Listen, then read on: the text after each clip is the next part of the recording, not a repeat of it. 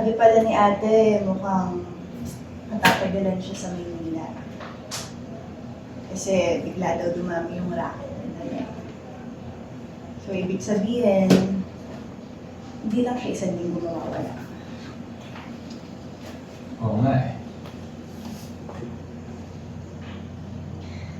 Nalulungkot ka ba na matagal siya mawawala?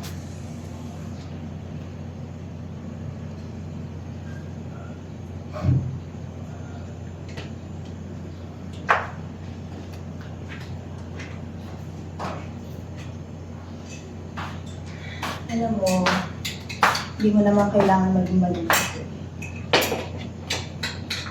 Kasi, hindi ko naman ako. Mas sexy ako kay ate. Mas masarap magluto. Tsaka,